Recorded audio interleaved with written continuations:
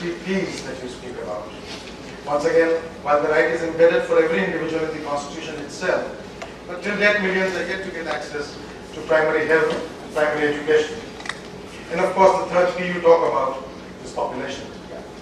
For most of the 6 decades since independence, it has primarily been the Congress government in power in the center, and they are yet to ensure these basic fundamental rights to the citizens.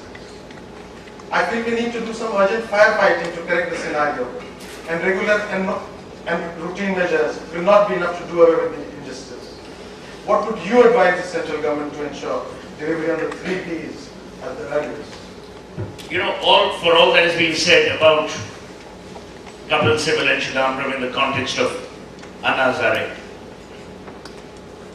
we are actually as a country lucky to have Kapil Sibal as the HRD minister, because there's a lot of reforms that he's actually setting about in the education sphere, and the semester-wise process for colleges is a step in the right direction.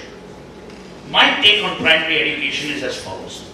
You will never be able to alter the idiom of primary education unless you actually correct the wages of teachers who teach in public schools and in village schools.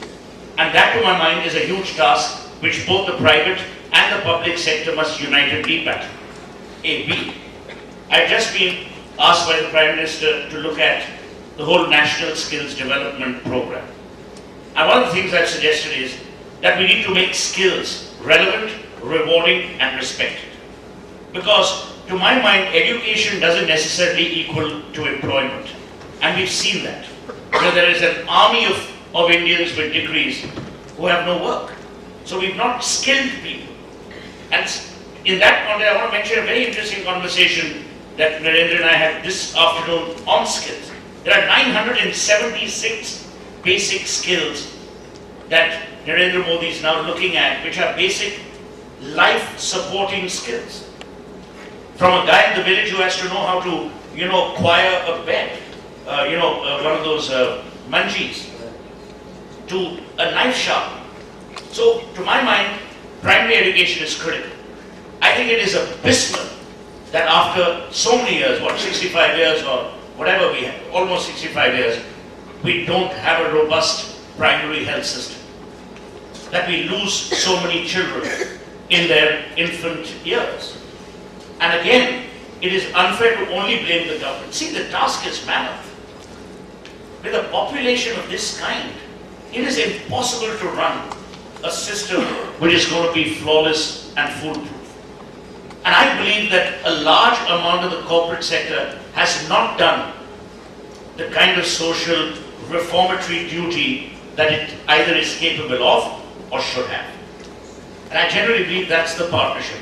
Finally, Sanjay Gandhi ruined all population planning for this country. And I believe that we have to put population back on the table.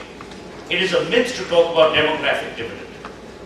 My fear is, if you have an army of young people who have nothing to do, you'll either find them at Ram Leela, or you'll find them, if they're middle class, in cafes, not knowing what to do with their lives.